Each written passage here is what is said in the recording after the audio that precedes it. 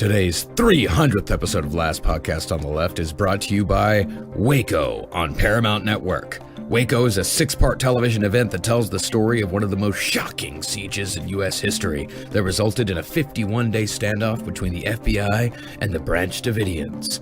Waco features a star-studded ensemble cast featuring Michael Shannon, John Leguizamo, and Taylor Kitsch as David Koresh. Waco premieres Wednesday, January 24th at 10 on Paramount Network. There's no place to escape to. This is the Last Podcast On the left. From your grave. That's when the cannibalism started. What was that? I'm going to say, if you ever see a news report that says Henry Zebrowski dies in fiery car crash, it's because Freebird came on at the wrong time. Oh, yeah. Because in Atlanta, I bring the fucking heat to the driving. Absolutely. Right? I drive 10 miles faster than everybody else. I'm fucking gunning it. I've driven with you before. You see it. But here I got my Kia C-Mist. So as soon as it hits 62, the car starts shaking. So I'm like driving an old rickety like Model T. But I'm going 75 miles an hour. Freebird kicks in. All of a sudden, I'm driving through police barricades in my mind. And today I did the same thing. I missed the off-ramp to exit. So I was just got the fucking solo was kicking into. I fucking went across 4 lanes of traffic just like screaming Freebird. And I was like, what am I doing? I was out of control. Right, yeah. You're like the ugliest member of the Firefly family. That's the end of Devil's Rejects. I believe you just described that. All right, this is the Last Podcast on the Left. It's Firefly family, right? Firefly, yeah. Firefly. All right, this is the Last Podcast on the Left. I am Ben Kissel. We have Marcus Parks. Hey. And then soon to be in a ball of flames, Henry Zebrowski. I can't wait to be gone. Oh, yes. We all are on the same boat on that one. Guys, what does the number 300 represent for everyone? For me, Ed Larson's weight. Ooh, that's actually my weight, too. Is it your weight? I'm losing weight, but it currently is sitting at a healthy 300. I would say a downtrending 300. Yes. But yeah, 300's big. Yeah, this is the 300th episode. 300th episode! Couldn't have done it without all of you. Hail yourselves. Thank you all so much. And now I'm thinking about those muscular people in that movie, 300. Ooh, Yeah. the tall one. I am Sparta. I think that's from that, where I am I am WNBC Sparta. Oh my God. Well, speaking of crazy cults, somehow I found the way to get there. Yeah. 300 episodes in, we are finally fully covering, Marcus Parks, your brain must be in a strange place right now, Jim Jones. Oh, we're covering Jim Jonestown. Jones. We're covering Jonestown. This is an episode that I've been wanting to do for years and years and years. We covered Jonestown very briefly in like episode 4, back before we had any idea what we were doing. Yeah, I think we focused on more of the death tapes and things like that. then. Yeah. We absolutely focused more on those aspects of it, but I'm extremely excited to fully tackle Jonestown in a 4-episode series. All right. Remember this, first of all, People's Temple, no apostrophe. Yeah. Oh. And I want to start this now. What do you mean? Before we're corrected on the internet, People's Temple, no apostrophe. Why isn't it's not the People's Temple? No, because People's Temple with the apostrophe implies ownership. Right. And this was a socialist temple. Oh, don't get me going. Where is McCarthy when we need him? He could have stopped all this from happening. So Jim Jones, known as Jimba to his mother, was a murderous cult leader who led 913 people to their death and ordered the execution of a further 5, all on the same day in 1978, either in or around his cult's compound, Jonestown, located in Guyana in South America. All right. Now, Jimba, normally you'd imagine you'd find somebody named Jimba at the Animal Actor show at Universal. He does seem a little bit Lion King character-esque. Jimba. His cult, known as People's Temple, was somewhat unique in that it was more rooted in a political ideology than in any sort of far-out religious theology. The members of People's Temple, as I said, were ardent socialists. So these are the kind of people that are for bike lanes, for example. Yes. When you say political ideology, I'm like, bike lane or anti-bike lane? What are you? There are only 2 options. It is a very interesting group. What we know mostly about Jonestown is the end result. But this cult, this group, started in the 1950s, and it's kind of interesting to see the long-form cults, because this is sort of similar to me to a Children of God or a Scientology, where this was a long time coming. Right. So what's kind of fun, to take Kissel's phrase, about these episodes is that you already know the tip of the iceberg, and it's kind of fun to go down to the stanky balls of the iceberg. Is that what they have down there? Is that what the Titanic hit? We hit its balls. So, but now, were they ever registered as a religion? I'm sorry to... They were actually, they were at one point a part of a larger religious group. So they were absolutely... So the government recognized They them. had tax-exempt status. okay. They absolutely did. But like all cults, the ideology that those people shared centered around a single figure, Jim Jones. This is the 40-year saga of crawling into one dude's mind. Yeah. Right. Because that's really what it is that what's a cult? What have we learned about cults from the cults we've already covered? Is that basically it's getting a group of people into one, normally, dude's brain. And so you're just living Jim Jones' life. Well, I mean, dudes, unless you're looking at Charles Manson, and the most important thing I ever learned from a cult, you can lift yourself up with your butt. Remember when he did that? Remember that in Shinrikyo when he levitated with just his butt? What a guy. Now, the thing to keep in mind this entire series is that what happened at Jonestown was not mass suicide. It was mass murder, and it was not a sudden event. Jones spent years preparing these people for that moment, manipulating them the entire time. Well, kind of like this. If imagine the cult is all inside the brain of one man. It's like when the one man chooses to commit suicide. He then murders everybody else. It's like a deleted scene from that movie. What was it, Inside Out or something? What was the name of the movie? The animated film where The movie with all the child's emotions. Yes, exactly. It's just like that. Is it like that? What was the name of that movie? Inside Out, yeah. Inside Out, It's a great movie. Jim Jones didn't know exactly when he was going to initiate the suicide. He was always ready for the inevitability, though. Kind of like a guy who carries around a wedding ring in his pocket all the time to wait for the right moment to pop the question. That's the next K's commercial. Absolutely. That's what it has to be. For those of you who don't know, on the final day of People's Temple, Jim Jones either directed or forced 908 people to drink grape Flavor-Aid, not Kool-Aid, mixed with cyanide, putting them all through a slow, agonizing death. So now you can effectively, obnoxiously correct anybody who says, oh, I guess he drank the Kool-Aid, loudly and in front of many people, in front of your friends. Yeah, actually, back in Jonestown, it was actually Flavor-Aid. You know it was Flavor-Aid. Now, many people dutifully did what they were told, but those that didn't drink voluntarily were held down and stuck with syringes full of poison, or they were just shot in the head by armed guards that surrounded the pavilion where the Flavor-Aid was served. It is estimated that up to a third, 300 people involuntarily met their end in one of these two ways. And that's the absolute highest estimate. That means that at least 600 did this of their own volition. Wow. Now the question is, how did Jim Jones manage to make this happen? I gotta ask, how did Jim Jones manage to make this or allow this to happen? The question. I'm going to tell you. Oh, wow. Well, first, though, let's look at mass suicide throughout history, because mass suicide is not singular to Jonestown. Most mass suicides throughout history were committed to avoid the wrath or rule of advancing armies, like in 1803, when 50 women and children threw themselves over a cliff to escape enslavement at the hands of Ottoman invaders. Now, others were done out of despair, like the mass suicides in 1945 in Germany after the Nazis lost World War II. Rather than face defeat, 7,000 people in Berlin alone took their lives. And these were mostly Like a bunch of cucks. Oh, my goodness. And these people were mostly civilians. They were not high-ranking Nazis that were looking to avoid punishment. These were people who just could not handle their way of life ending. They couldn't handle being wrong. Right. Again, we have covered this in cults again and again. We've talked about this as soon as you realize your entire life has been wrong. You've allowed a certain thing to exist for so long. You never spoke up. You were just a part of it. You kind of just kept going. Once you admit at some point, oh, wow, this is crazy, I'm not going to commit suicide, that means you've negated years of your life. And so Right. there are people that it's so much easier to, it's fucked up at that point to commit suicide than to change. And then there's the religiously motivated mass suicides, the most famous of which being Heaven's Gate. Oh, Yeah.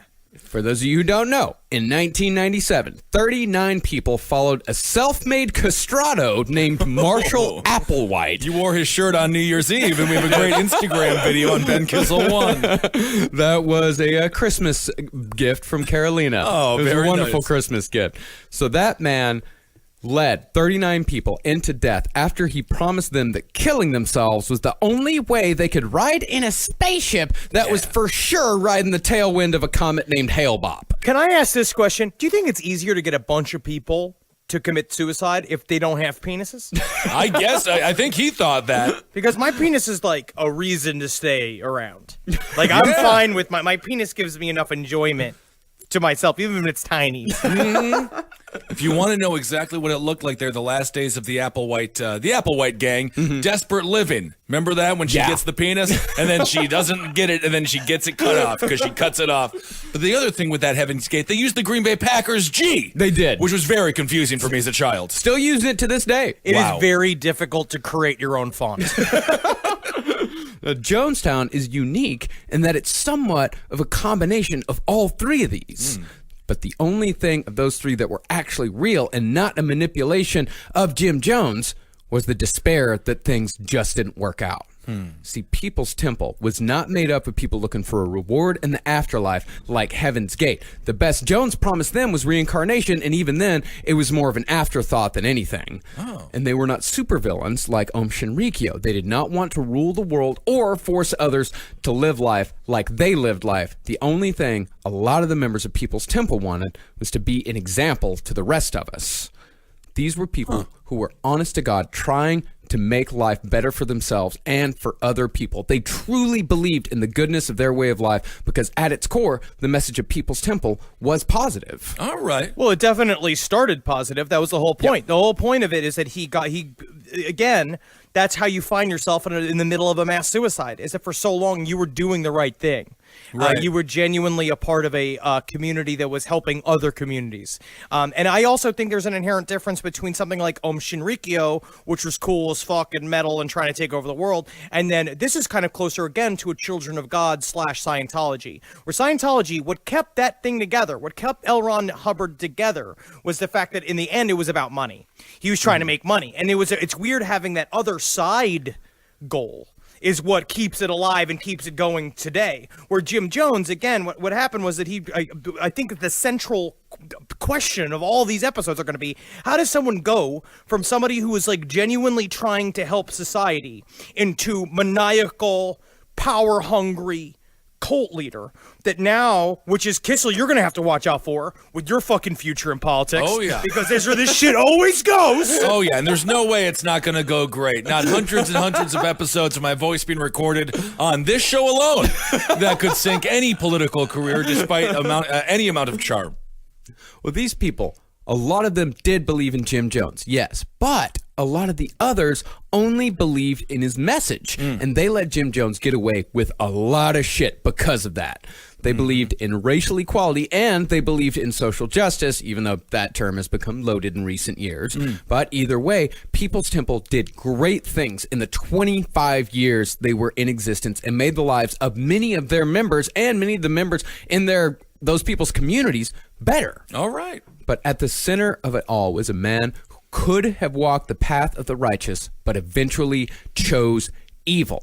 As an example of where People's Temple and Jim Jones started and where they ended, let's compare excerpts from two of Jim's speeches. Here's an earlier sermon made in a People's Temple church in San Francisco to hundreds of smiling people. You look out at the crowd, everyone's smiling, they're hugging each other. There's you actually feel like a love in the room when you watch this. Do you think it's drug related? No. This is not. This is a Absolutely. sober bunch. This is except for Jim Jones himself, yes, a staunchly sober bunch. All right. Like it was a huge rule. It's like the difference between looking at footage from the studio audience from when the Cosby Show was filmed then, and then now if you get a group together and show episodes of the Cosby Show to them now. Different reaction. Hindsight 2020. Sure. Let's hear this first one. now will each of you give a very fond embrace, a salutatory kiss, a greeting to your neighbor. Let's fill this atmosphere with warmth and love. All right, that's the first All one. right, very nice. Yeah, it's very nice. It's very positive. Everyone in the crowd is hugging each other. Kind of Bing Crosby Christmas special feel to it. He is, and this is before the sunglasses. Yeah. Oh, okay. Yeah. This is And that's before the also how you sunglasses. know when things go wrong in a friend's life. Right. If they start wearing tinted sunglasses inside, Right. that is always a very bad sign. Absolutely. Now here is Jim Jones in his very last speech, made about a decade later, after the mass suicide, the mass murder in Jonestown had already begun. Well, you'll regret it this very day if you don't die. You'll regret it if you don't die. You'll regret it. Too many people? I saved them, but I made my example. I made my expression. I made my manifestation, and the world was not ready for me. Paul said I was a man born out of due season. I've been born out of due season just like all we are, and the best testimony we can make is to leave this goddamn world. It's like the spiritual version of one of those pre-meth, post-meth billboards, but the drug for Jim Jones was power, and he just like slowly rotted out his teeth. No, the drug and for his Jim morals. Jones was also amphetamine. Yes. Oh, okay. Yeah. Yes, Yeah. yes. That was makes him sense, that too. high as fuck. Because at that point, Yeah. he had, this is, because in the beginning, he was really clean, almost too clean. He was sober to a point where I think it's disarming. Obnoxiously But by this sober, yeah. point, it's the opposite, where he's all, his teeth are all fucked up. He's there screaming. I also will say, Jim Jones is very similar to L. Ron Hubbard, and I wonder if there is a thing to it, where they have a sort of feminine aspect to them, where Jim Jones, once he started dressing up all the time, and he started doing his hair and doing all these things, and then the kind of the weird affected speech that started happening later on in his life, very similar to L. Ron Hubbard. I wonder if there's something about the Baphometic duality that these guys have that attracts people to them as well, where they have kind of feminine aspects and masculine aspects, and that makes them very attractive to people. Yeah, that's a good point. Well, I think the Get you a guy who can do both. That's what I always say. Get you a leader who can do both. Well, I think the affected way of speech, the more feminine affective way of speech that Jim Jones took on, I mean, we're going to see exactly why later on, but he started to make an affectation where he tried to speak like an old black woman. And Yes, that's right. He did. I am Yeah. 1000% serious when I say like that. That is one of the affectations that he made. And we're going to see exactly why he did that later on in the series. All right. And I would get in trouble for this. You don't get in trouble for that. You've done that. I would say I would. What get do in trouble. you? I would get in Are trouble. you for putting it. yourself in free speech jail because no one's put you in I'm free just speech upset. jail? I'm already upset. The victim in all of this is Henry Zabrowski. As it That's always what we'll is. learn As it throughout is. the series. As it is. As always. It all comes down. It all trickles down to me. See, as we said, I think the biggest mistake about Jonestown that people make, and we've been guilty of this ourselves in our past episodes, is to only examine the end. You look at the end and you wonder how people got there, but most of us don't take the time to understand it. And just like all cults, to understand it, we've got to understand the person behind it. Absolutely. But before we get to the life of Jim Jones, I've got to name my main sources for this episode. The first main source is The Road to Jonestown by Jeff Gwynne, released just last year with the benefit of 40 years hindsight. Nice. It is a fascinating and highly recommended book that is, it's a little more sober and even with his storytelling than the other one that we chose. The other main source is Raven by John Jacobs and Tim Reiterman. This one was published in 1982, only 4 years after the Jonestown Massacre. And although it's widely considered the definitive Jonestown account, it doesn't really benefit from the passage of time as The Road to Jonestown does. Yes, which is great. I like having these two perspectives. We've both learned a lot. The Road to Jonestown's a wonderful book. It's been great. And also the documentary Deceived is pretty wonderful too, because that's from a Christian perspective of the People's Temple. And it's literally just pastors going, what the fuck happened? But also a part of it's like them, I could see the jealousy being like, this guy? This is the guy you like? Right. It's like the fans of Dane Cook. It's the fans of Patton Oswalt looking at the fans of Dane Cook being like, this guy? They're all the same to me.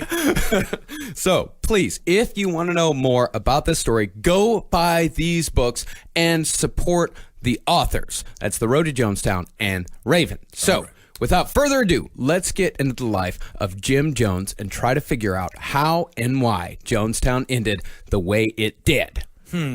James Warren Jones was born in Crete, Indiana on May 13th, 1931.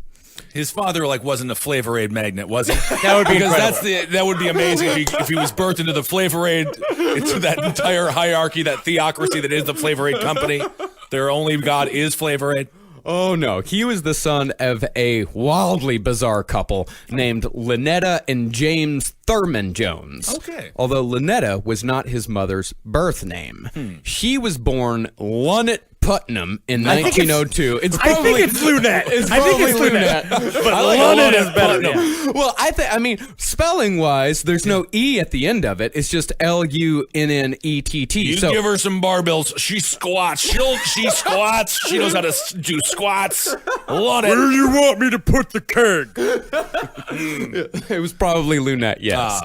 Beautiful. But she was what could be described as a lifelong pain in the ass. Okay. Her marriage to Big Jim was actually her fourth, having already exhausted 3 men by the time she was a hair over 25. Well, if they can't keep up, get out of here. Well, I she like was 25. She was also described as an old maid, which is a fun thing about the time period. That's the patriarchy talking. Jim Jones's father, James, was a World War I veteran who'd had his lungs ruined in a German gas attack, essentially weakening him physically and mentally for the rest of his life. That was something I want to get more into at some point about the gas victims of World War I, because those guys, it was a whole ruined generation of people. Like all those people, because they were deeply debilitated. Yeah, we talked about it a little bit in our Edgewood series about the effects of these gases on men and what it actually does to them. But, you know, a lot of people that came back from that war and a lot of people who had these sort of respiratory problems, you know, they go past it and they live full lives. But James Jones was not that type of man. He was a bit of a pussy. Well, he was just a non-figure. I want to say pussies are very strong. Thank you, So we'll say he's a Kissel. bit of Thank a you. dick, Henry. Thank you. Yeah, he was a non-figure. He was unimpressive and unambitious from cradle to grave. Okay. But he was a member of a prominent and rich family. To be fair, it's not. You can't be ambitious in the cradle. You're a baby. You And it is- can be ambitious in the cradle. Oh, what do you got? What can you do? You can I was a climb out baby and sitting climb there back in. just doing pull-ups on the crib.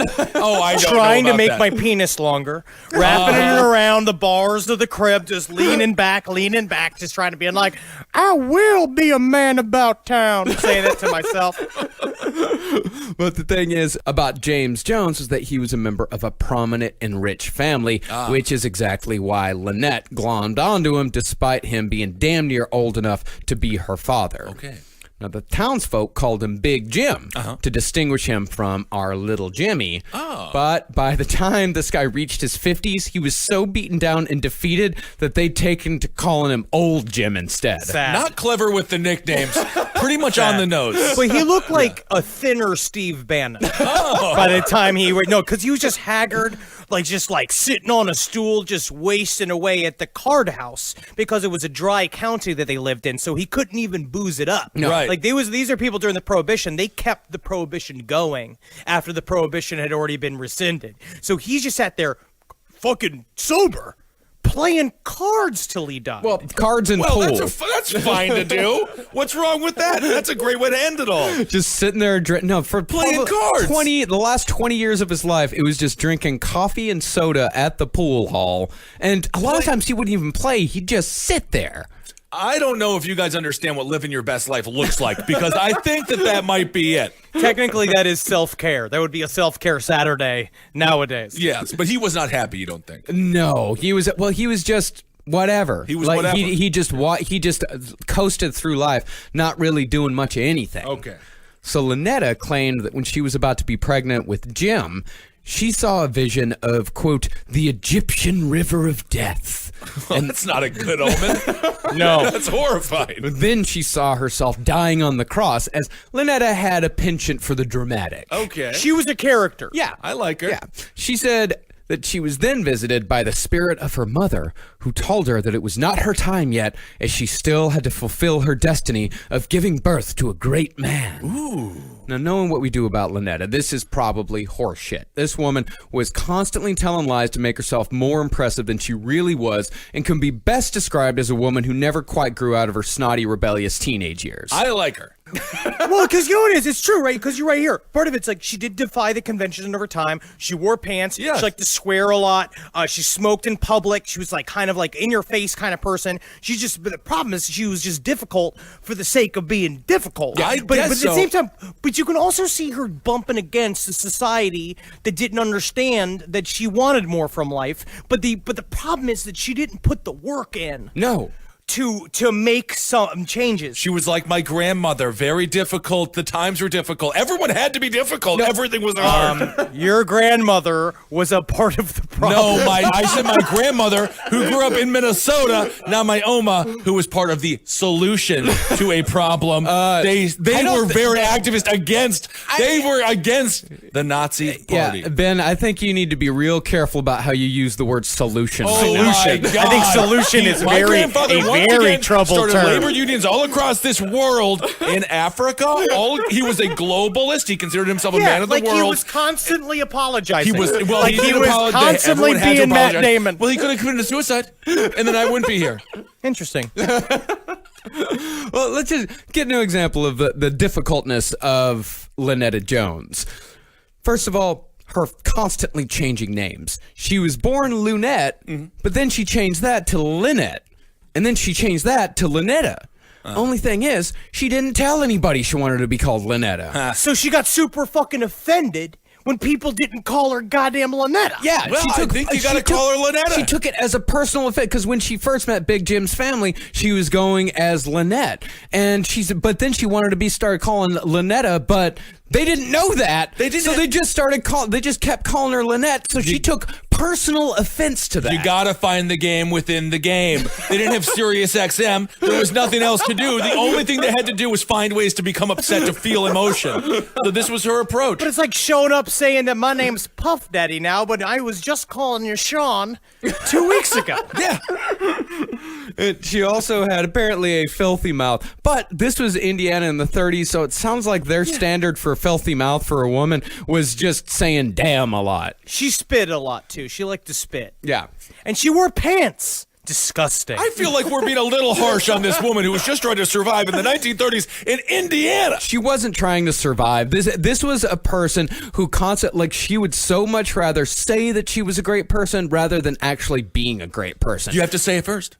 You have to. Michael Jordan said it, I will be the best, and then he became the best. And you know what? Jim Carrey wrote himself a check for $1 million. And We now he has know like this. 100 We all times know that. the goddamn story. So- And now he's deeply troubled. Yes, he now is. he's gone. Well, mentally. he's an egomaniac. That documentary was terrible. But you know what I it thought it is? was good. Is that I get it. You're from Indiana. A part of this whole, what they keep talking about in the road to Jonestown is that in Indiana, the whole thing about is conformity. At this time, it was Go along about to get along. forever, yeah. Yeah, Of go It was along to get along keeping is up- what they say. Yeah, keeping up with the Joneses. You're in there. You're a part of a machine. You're a part of a neighborhood. You're part of a community. So part of it's like, yes, I think it would have been interesting if she. I mean, we're making judgment calls now, fucking 70 years later, 100 years later, however fucking whatever the time period is. But it's like we're making these judgment calls now, but. At the time, it's like, if you wanted to be different, you should have moved to goddamn New York. Not everyone just pick up and moved to New York. Not in the 1930s. That was still the Pony Express era. Am I wrong? Hey man, back in the 30s, there were thousands of strong, independent women who took life by the fucking horns and made it for themselves. All right. Lynetta just wanted to sound big. You know, she just wanted to be different. That's all she wanted. She didn't want to be great. She just wanted to be different. She was like, for example, she was a big believer in like destiny and reincarnation. She said that in a past life, she'd been a successful writer, a great woman, but in this life, her destiny had been ruined by pettiness and jealousy. She already did it in a past life. I like this approach to it. Be like, been there, done that. Now I'm onto my Cheeto phase, and I think I'm going to get some Flavor Aid. We're looking at the seeds that are getting planted into Jimba Jones. Yes. These are the Jimba. Gets all of these lessons from his mother, and a part of it is the constant blaming of other people.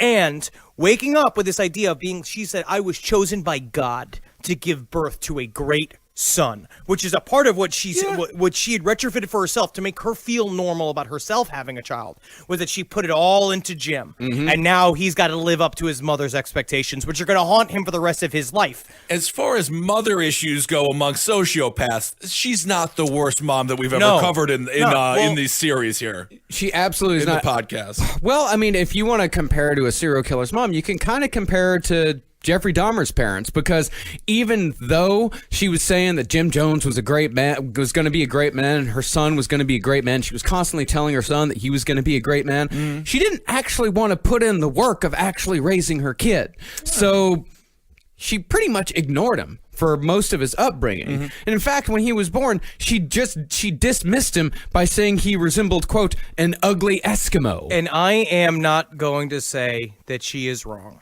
She definitely had a bit of a Heidi Klum moment with that by calling him an ugly Eskimo, but she is correct. I just picture her buying him sunglasses, huge aviators when he's like 6 months old, and we just slowly watch him grow into them. But that's not what happened. But that's what I fantasized. Yeah, if it was a Pixar movie. Yeah, and Jim's dad wasn't any help either. Like we said, he spent all his time over at the pool hall drinking coffee and soda. Okay. And in other words, Jim Jones was left to his own devices to do whatever he wanted. And what little Jimmy wanted to do was almost exclusively abnormal shit. Yeah. He got right into the weird shit very fast. So for some reason, Lynetta would never let Jimmy into the house if she wasn't there. Okay. As a lot of the time, she was on the assembly line over at the old Winchester glass factory. All right. So it was a part of the arrangement with the Jones family, was that because James couldn't get his shit together enough to have a job. He couldn't keep a job. He couldn't stay on his feet. A part of it, he had a lack of spirit, right? Where they say a brittle spirit, is that he had it again and again. It's like it's a thing that he suffered from. So the family took them in and saying, like, well, we'll buy you a house and we'll take care of you. But a part of this is that once we have you set up, Lynetta's gonna have to get a job, right, to cover all of this shit. She's gonna have to cover at least some of the house expenses, and we'll take care of everything else. But she didn't want to. She felt deep resentment about it. Well, yeah, she should though, because her husband's playing cards. He's not even drinking. I honestly think if he was getting sauced up, I'd be like, well, okay, he's got a card and an alcoholic problem. She's out there working in the factory. I kind of understand why she's constantly pissed. Yeah, well, it's a 50-50 problem. Yeah. She also thought she was better than having a job. Yeah. She thought that, and she also refused to talk to anybody in town. They'd try speaking to her, and she'd turn her nose up at them because they didn't talk about the great things that she wanted to talk about. She's a Roosevelt. Yeah, and I kind of get that, but she also never made any real effort. It was always her being better than everybody else, and her building herself up. Like, for example, the Winchester Glass Factory, she was just an assembly line worker, but years later, she told everyone that she was a labor union leader, that she had led everyone in an uprising to have the workers treated well. Well, it was not true. She didn't do anything. She didn't do jack shit. All right. She did nothing. She made glass. That's good. Today's other sponsor for Last Podcast on the Left is Casper Mattresses. Casper is a sleep brand that continues to revolutionize its line of products to create an exceptionally comfortable sleep experience one night at a time. With 3 mattress models, the original Casper, the Wave, and the Essential, Casper mattresses are perfectly designed to soothe and cradle your natural geometry. Not to mention, the breathable design helps you sleep cool and regulates your body temperature throughout the night. And it's delivered right to your door in a small, how do they do that, sized box, with free shipping and returns in the US and Canada. But the best part is that you can be sure of your purchase with Casper's 100-night risk-free Sleep On It trial. After all, you spend 1/3 of your life sleeping, so you should be comfortable. I have a Casper mattress, Ben has a Casper mattress, Henry has a Casper mattress. We're all extremely satisfied with our Casper mattresses, and you can be too. You can get $50 towards select mattresses by visiting casper.com/LEFT and using LEFT at checkout. That's casper.com/LEFT. Offer code LEFT for $50 off your mattress purchase. Start sleeping ahead of the curve with Casper. Terms and conditions apply. So while she was working, Jimmy wandered the neighborhood and was eventually taken in by a sweet old Nazarene preacher's wife named Myrtle Kennedy, which is, by the way, the perfect name for a woman who talks about church all the time. Absolutely, Myrtle. You want some thin cookies? Yeah, love them. I made them specifically so you wouldn't like them. All right. she was a part of the Nazarene community, and a part of the Nazarene community is if you join that church, you can't go to other churches. Yeah. A part it's like it's very devout. They're very sweet, but they were the only group in this small Indiana town that evangelized. Everybody else didn't. The other groups was like the other churches, people would just come and go as they pleased. Right. Yeah, Right. I know the Nazarenes. Oh yeah, they were God botherers, as people called them. They believed that if you did not go to the Nazarene church, you were going to hell. All right. Bar none. So in Jim Jones, because the Jones family didn't go to church at all. Which fucked up the whole town. Yeah. Because that's what people did. These of days, course. the town, because the town knows everybody's fucking business. Everybody's on top of each other's bullshit. So a part of it's that like everybody does the same shit. On Wednesday, they all go see the movie in the town square, which is what they actually did. They all go shopping on Saturday, and on Sunday, everybody goes to church. And when you don't go to church, you stick out. But little Jimmy Jones started doing it, and he was weird about it immediately. But this is good. So he's understanding religion is a social construct used for economic means, for jobs, for relationships, nothing to do with God. Yeah, and guess what he does? He twists it till he kills 900 people. Well, That's he what only did. killed 300, and then the 600 did self-kill. No, he killed them. No, like, he he killed murdered them. all Okay, of them. that's a like, good point. He was. This is once again, Jonestown was not a mass suicide. It was a mass murder. Immediately rolling back every time. Oh no, that is a good point. Oh yeah. That is, scale it back. So Myrtle Kennedy saw in Jim Jones a soul to save. So she started taking Jimmy to church every single Sunday, and Jim loved every single second of it. He immediately took to church. And in fact, he was starting to quote scripture back to her, even as a young child, long passages of scripture. He immediately had a knack for this. And pretty soon, though, he started to get curious about other churches. So every Sunday, Jim Jones would bounce from church to church to church, taking notes the entire time. Sometimes he'd go to one church for about an hour and then head to another church to catch the end of that one. Wow. Now it's very interesting because before the church thing happened, when Right. he was rolling around town, when he just walk with dogs following him everywhere because he used to feed him, and dogs used to just follow him where he'd go back and forth. And he met some other little kid whose father was a pilot. And the first thing that Jim Jones said when he met this kid and the dad, he's like, "I always wanted to be a pilot." And they're like, "Okay." So he went and he became obsessed with planes for like 6 weeks, and then dropped out and started doing the church shit.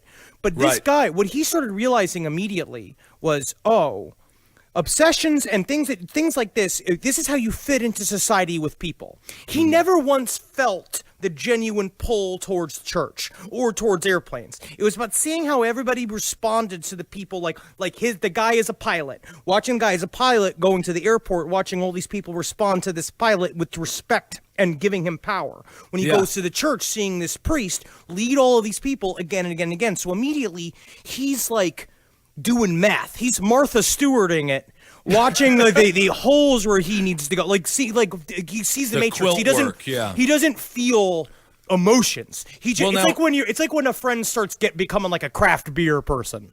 Oh, All of a sudden, they're just like, now they're all about craft beer, and all they ever Yeah. talk about is hops. And the like, worst how'd is when you they get here? start brewing it themselves, and you have to taste it and be like, "That's good, that's good." So do we know now? Do we know what he was feeding the dogs? Why were they following him? Any ideas on that? You'll see. You'll see. Okay, so he's going around church to church, almost like someone at a Comic-Con. Yeah. Just going to find out all the different exhibits and really trying to learn. Yeah, I mean, he was learning the entire time, and like Henry said, he was absolutely obsessed, and that obsession had a huge effect on his behavior and how he thought about things. And since it was obvious he had weirdness in his blood, he started doing weird shit that freaked all of the other kids out. Now, even as a child, Jim Jones was obsessed with death. One night, he took a bunch of other kids on a field trip to the local casket factory. Cool job. Awesome job. And the local casket factory, like everyone else in town, left their doors unlocked so the kids were able to just walk right in. Different time. And once they got inside, Jim directed all the kids to lie down in the coffins so they could all feel like what it was like to be dead. Cool. And he didn't do it just once. He did this multiple times. And every time he did it, fewer and fewer kids came along with him. They didn't want to meditate. That seems it could be very relaxing. It is very relaxing to just mime the sweet release of death. Yes. But he also just go in, and it was true. They said they would eventually watch him go by himself. What are we talking here? 12, 13, 14 years No. old? He's pretty young. He's not quite 10. This is like so 9, he's 10. doing. Oh, Yeah, okay. So yeah. he's a He's a savant. Yeah. Of the creepy, leadership art. of the disgusting Of the morbidity, creepy, of dictatorship. Yeah, and then there were the animal funerals. Jim would trawl the town looking for the corpses of small animals, and once he found them, he'd invite other kids along and he'd hold elaborate funeral services, sometimes in the middle of recess. This guy, I mean, he could have just been a very successful, wealthy televangelist. He's got a Joel Osteen vibe, He a was. Benny Hinn type thing happening. He was. I know. Obviously, we'll get into the dark turn here. But at this point, there's some good things that you could carve into a good person. He You're could have gonna been say- a lot of things. He was trying to be like the heavy metal version of a preacher for a while, being like, I walk the walk, I don't go, and I will get into this, but he didn't like the idea of personal, like, flashiness. Yeah, and so when those funeral services started freaking out the older kids, and they stopped coming, just like they stopped coming along with him to the casket factory, Jim got the bright idea to make the younger kids attend. And those younger kids were just happy for the attention of an older boy at first, but when they tried to leave, Jim would bully them into staying. And then after that, Jim Jones was introduced to who seems to be his very first hero, Adolf Hitler. Oh, wrong choice. Jim, you made the wrong choice. Wrong choice there. Well, it's all the other kids, because it's like a time showing these newsreels of World War II. Yeah. And all the other kids they love playing like Americans and running around being, oh, yeah, I'm here to save all the concentration camps. What are concentration camps, little Billy? I don't know, but we're going to find out soon, I bet. Liberate him. But he didn't ever believe in the ideology that Hitler was spewing. He just liked the presence. It was the style. It was the style. Yes, it was. He didn't go Nazi or anything. Absolutely not. No, he had, in fact, that was, Nazi beliefs were kind of the opposite of his beliefs.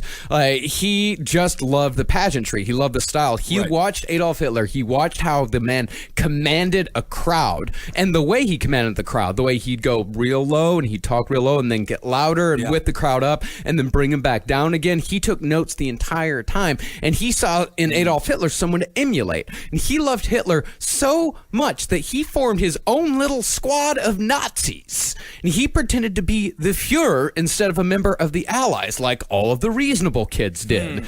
And when kids his own age, again, wouldn't participate, Jim Jones drafted the younger ones. It is really, really difficult to get those bigger, older kids into the bunker. It does seem like a very strange Peanut strip. I can see Snoopy just really getting into Hitler and just leading the whole tribe. P-Nazis with fucking Charlie Brown's kind conscription.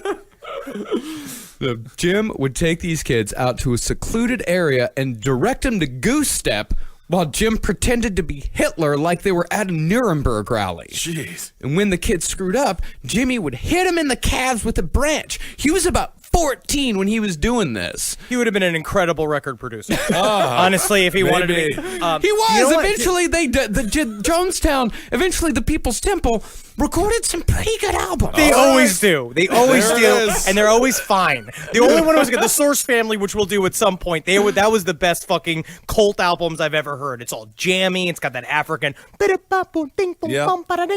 great. I think my favorite cult musicians of all time, the Partridge Family. They don't get enough credit for what a crazy cult they were. I want to go real quick dive into this concept of his interest in the stylistics and the approach of Hitler. Is that I think that a part of this has got to do with it's a weird form of either sociopathy or what it would turn into some sort of behavior he was always off. There's to me, there's something even more nefarious about separating the style from the substance of Hitler than just being a Nazi. I think a part of it's like, yes, you can hate and buy the idolatry, like the ideas behind Nazism, right? And fill with this hate, and then eventually either release it or be proven wrong or live your whole life as a person filled with hate. But there's something else about somebody that cherry picks something like a thing, like the idea of his speech style or the pageantry. He cherry picks that off the top of one of the worst ideologies that existed, the Nazi idol, and he used it to his own advantage. And in some weird way, it's almost like fucked up in a worse way, where it's just like he uses the quote unquote the good stuff from the Nazis too, and then he'll use it later on too. Yeah, he completely. I mean, of course, he's also a child when he's watching this, so he's not a very he doesn't have a very developed mind. Right. But he's not looking at what Hitler's doing. He's just looking at how he's doing it. Right. He sees how Hitler is getting these people all riled up, but he doesn't look at what that sort of style does to people.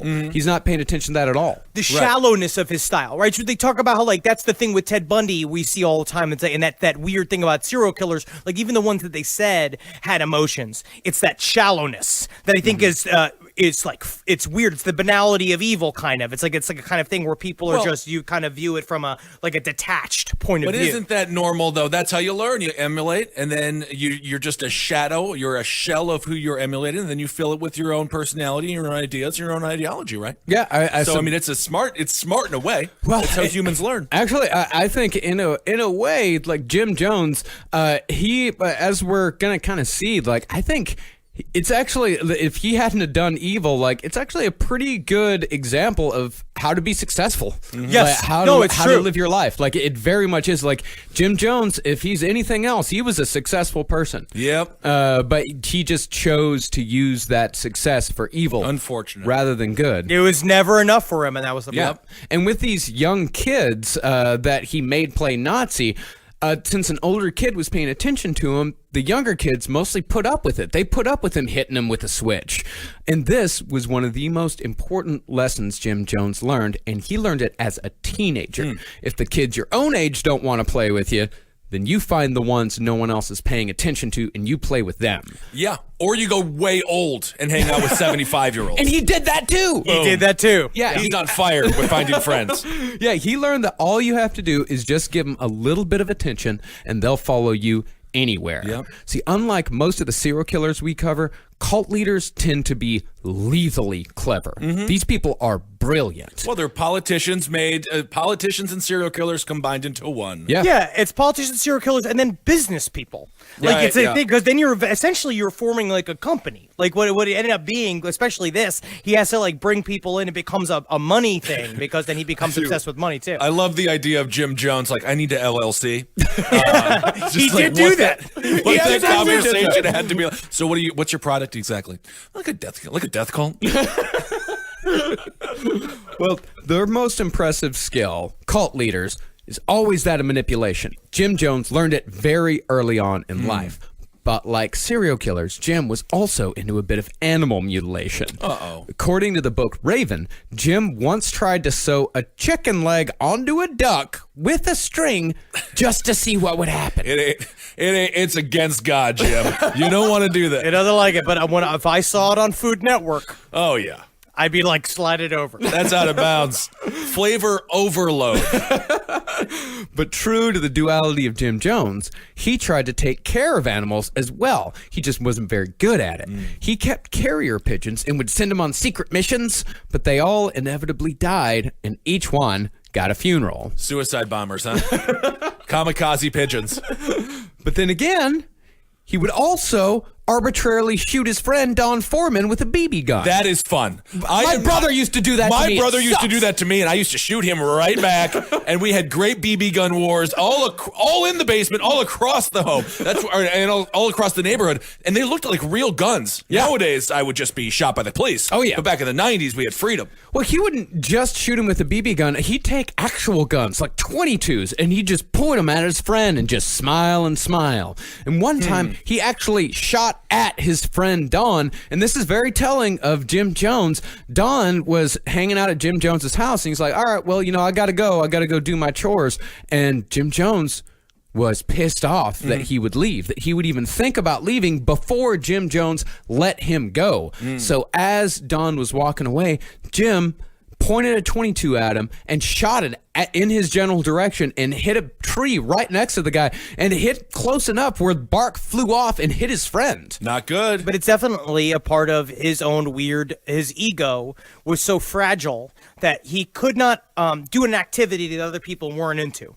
Is that if other people were doing if he was doing something he was really into it, and if somebody rejected it, it's like they rejected him. And they would reject the thing.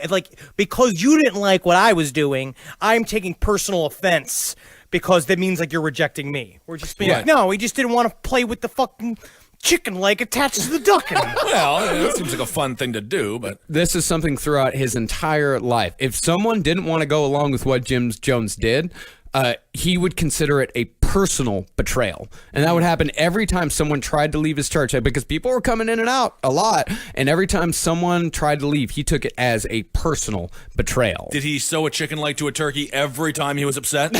And then eventually Guy Fieri picked it up. That's what happens. It turns into, that's the first lazy version of the turducken. Guy Fieri. But yes, and by the way, R.I.P. American Grill. Yeah. I went there the final day, December 31st, and you could tell the wait staff was happy to be done. But Yes. it was sad. It was sad. Well, then again, from a young age, Jim Jones seemed to have a genuine interest in equality and social justice. As a teenager, he'd go over to the side of town where all the black people lived. He'd stand on a street corner and preach about everyone being equal in God's eyes. And people listened. Because remember, this is Indiana in the mid-40s. There weren't a whole lot of white people coming over to the black side of town for any reason. It was, and I believe still is, the Klan capital of the country. It's pretty fucking awful. And it wasn't just a white person coming over to their side of town. It was also a white person coming over to preach racial equality. And although I do think Jim Jones truly believed in racial equality, as many of his followers did, as all of his followers did, I think Jim Jones may have also seen in this a path to power. He saw injustice, yes, but he also saw people that nobody else was paying attention to. It was very smart. He realized both. It was like his own personal politics mixed with this. And then what is a stronger game than a thing that you do believe in yourself? It's not horseshit. So at the very bottom of it's not horseshit. You don't have to spin horseshit. You do believe in what you're doing, but at the same time, it's going to help your bottom line. You find a market. Yep. Yeah. Underexploited market. And that's one of the biggest complications in the story of Jim Jones. I do think he had good in him. I do think he did. At times in his life, he genuinely cared about others and helped them in astonishing ways, especially when it came to race relations. But considering how things eventually played out, you got to ask yourself, did Jim Jones truly try to follow his good intentions but still lost to evil? Or was he always a sociopath who just saw a situation to manipulate? And I think that's the question we'll wrestle with this entire series. But I think it's very interesting. I don't think people that are good all the way through ever really end up here. I think in the end it's got something to do with the shallowness of his choices to begin with, and we'll get into this. Well, I'm interested to see when the turn came, because at this point, it seems like we have potential for an actual good leader. So much so much potential in him. He is a very disappointing figure. So let's get back to Jim's childhood weirdness. He somehow had an extensive knowledge of sex, which joined religion as pretty much the only two things he talked about, although no one really knows how he got the sexual information or if any of it was correct. Now, I feel like it may have come from his mom. Because his mom was super into sex and talking about uncomfortable subjects. So I think maybe it came from her, which has got to really fuck you up later on down the line when your mom's making you all horny. You know what I mean? Like it's the David Berg shit. I don't think you're supposed to get aroused when you have the conversation with your parents about sex. I don't think you're supposed to, but as Henry just said with David Berg, sometimes you do. I don't know. Like it a little bit more than the rest do. Maybe they were talking about it in church also. Sometimes church broaches the subject. God, no. No. I mean, what they say about They do. They used to in my church. We had sex ed. It was very weird. Very weird. Well, what they said about what Jeff Gwen said about Indiana in the road to Jonestown was that this was a farming community. Sex was everywhere. I mean, you saw animals having sex with each other all the time. Chickens fucking dogs fucking cats, cats fucking people. Crows fucking crows, because they are racist. I love crows. Yeah, and these are houses with very thin walls. Sometimes houses with mom and dad in the same room as the kids. So sex was definitely heard. It was definitely seen, but it was not talked about. Well, yeah, and it really wasn't like a Red Shoe Diaries level. No. It was definitely like a guy named like Father Ted being like, "All right, Mary, roll over." All right, Ted. Red Shoe Diaries. That's a wild film. Credits. And that's the credits. And that's an entire Red Shoe Diary. And then if you go back, David Duchovny was in it. I forget the name. Was it Shannon Tweed? Yeah, Shannon She was Tweed. a regular on the Red Shoe Diary. I feel like on the farm it's called Red Hoof Diaries. Could be. You're on fire. Well, Jim Jones also, according to childhood friends quoted in Raven, had a real big honker going. I can see What it. do you mean? Hold on a second. What? Big honker. He had a real pig's hog. Yeah, he had a set pigs on like him. down there. Yeah. And Jim would also convince the other kids to have literal pissing contests. But Jim always won, and it was said he could pinch his peen in such a way as to get the stream up over a rooftop. Now, Lynette, is it Lynette? Lunette? Your child, I've never seen a child urinate the way that your child urinates. He's gonna be a leader. I He's told gonna you be my son's a great man. You know that when the doctor first showed me to him, I said, let's check this out. And I could fit a whole dime in his urethra.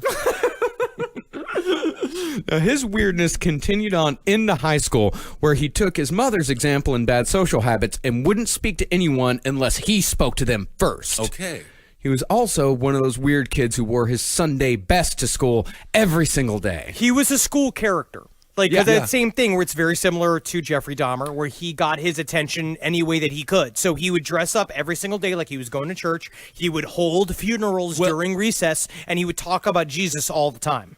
Honestly, I would have another situation where I would have been friends with him at this point. Yeah. Without a doubt, I would have just been like, "What can I do, Jim?" He'd be like, stand there, look fat. I'd be like, "I can do that, Jim. That's my Jim, best." I can do that. That's what I do best." Now, did he wear one outfit or multiple Sunday outfits? Because that makes a big difference. Well, it was slacks and a white shirt. I'm sure he had more than one. Okay. Because he was always clean. He wasn't like, a dirty kid who, just wore the same shit over and Also over again. dressing like a Target employee? Did Target look at that and be like, that's going to be how we dress all of our employees? And sports-wise, Jim was terrible, but he'd always be down for coaching a team. And he did have a knack for organizing. At 14, he put together a basketball league involving all the surrounding towns. He took stats. Everybody loved being a part of it. And it was successful for a while until Jimmy led a puppy to a trapdoor and let it fall to its death during a league meeting. Well, what the heck? No one really knows why. They were all hanging out. They were having a league meeting. And Jim was like, check this out, guys. Hey, guys, look. You ever seen an episode of Mr. Bean? I don't. You know, doesn't Mr. exist Bean yet. can live through anything. He can do absolutely anything. You ever ask yourself, can a puppy live through anything? I just don't. I named him Mr. Bean. I mean, Now let's see if he survives this episode. Mr. Bean falls down the stairs. I'm just here to learn pivots and how to shoot a basket. But he also he's kind of like Rushmore. Yeah, just trying to do whatever, All right. But after he pushed a puppy down a trap door, no one wanted to play for Jimmy anymore. What's the point of these trap doors? You always hear about trap doors. Why? Is it goof? For trickery. What's the point of a trap door? Trickery and if you got to get rid of a bunch of pumpkins in one go, like the pumpkin sale didn't go well. Oh, we got to take it back out the door. No, put them to the trap door. I don't know where the trap door goes. We've heard about trap doors our whole life. I have no idea what's the point of a trap door. Anyway. Trickery. For what? Trickery? Yeah. Yeah, but why? Why build it in? Why? Bandits come in. You got to have a place to go. All right. Well, this whole time, Jim was still focused on church, if not the Lord. Although he was fascinated by all the different services, he was most attracted to the apostolics. Now, apostolics are one of the crazier sects, known for laying of hands and speaking in tongues. Apostolic sounds like an adult It sounds like a XXX film set to like Bethlehem, and like the wise men are involved. It's the apostolics. Apostolics. Apostolics. Yeah, apostolics is a totally different. Yeah. This is very strange. Well, I've never heard the goddamn word said. I just read it. All right. No, I think you're right. Yeah. I like where you took it. Well, they were So that's extremely. a Red Shoe Diaries I would watch. The Apostolics. Well, the apostolics put on extremely theatrical services. And in these, I think Jimmy found the kind of service that combined the messages he enjoyed from the churches with all the excitement and crowd participation of a Nazi rally.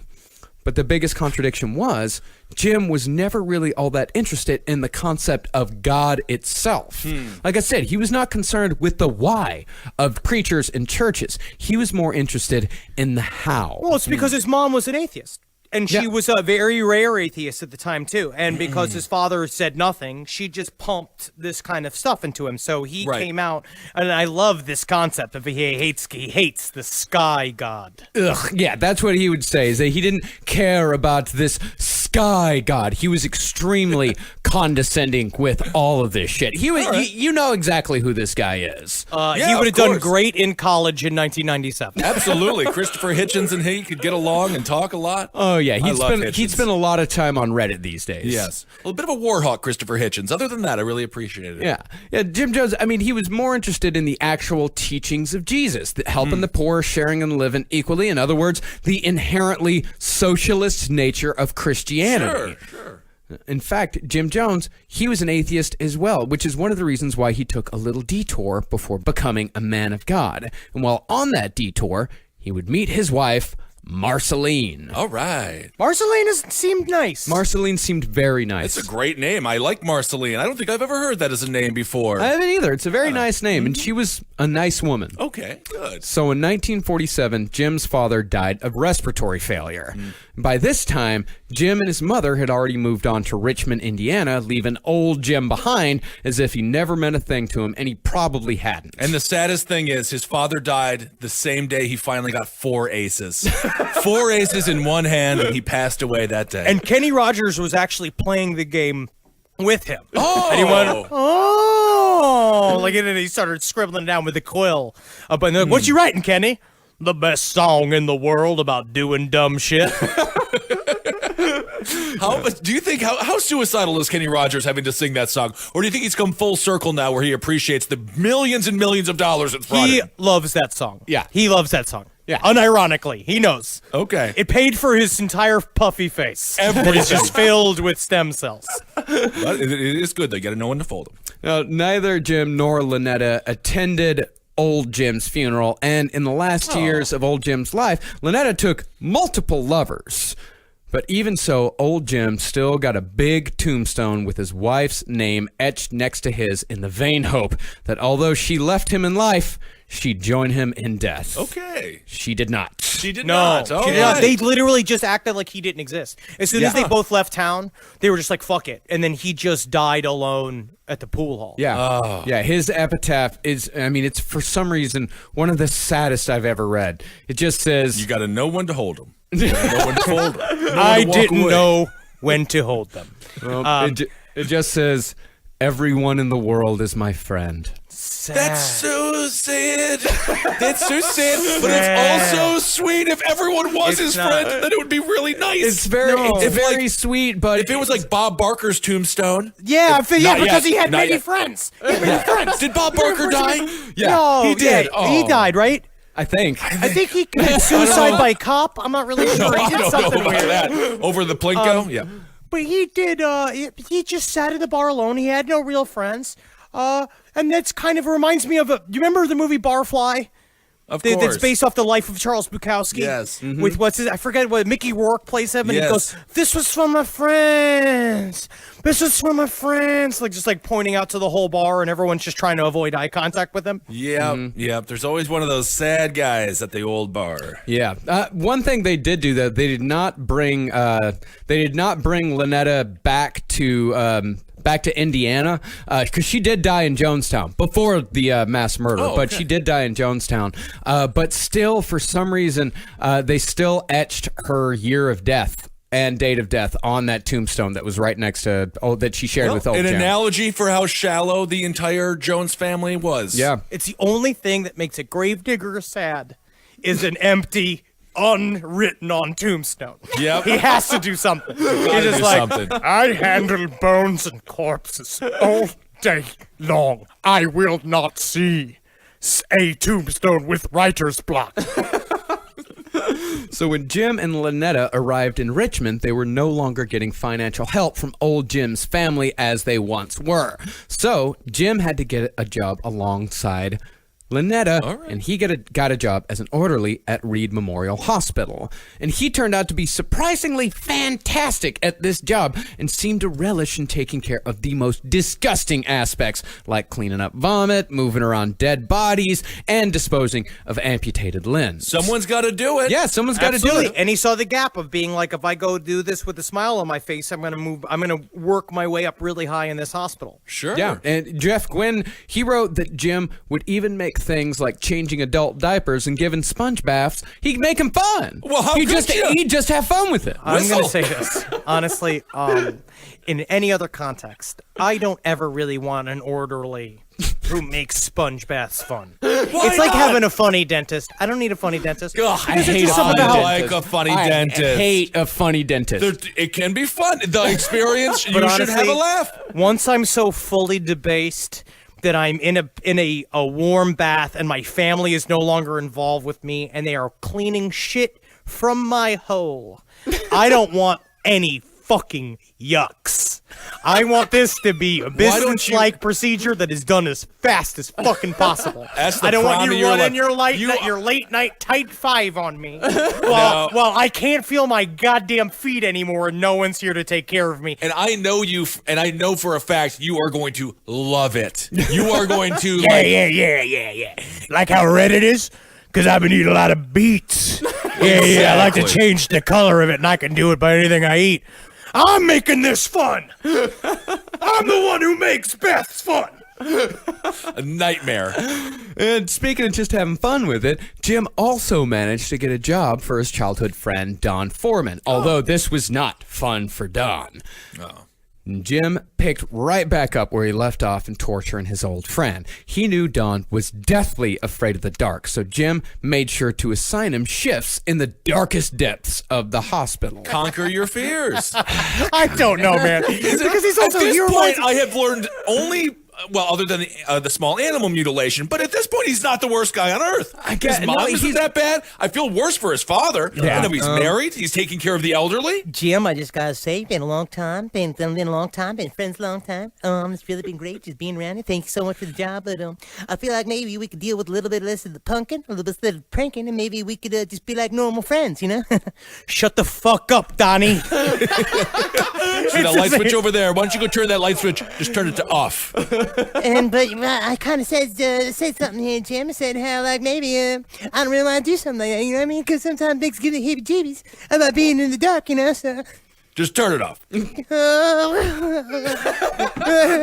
don't really understand what I'm supposed to be learning here, Jim, but I don't really understand. Gotta go.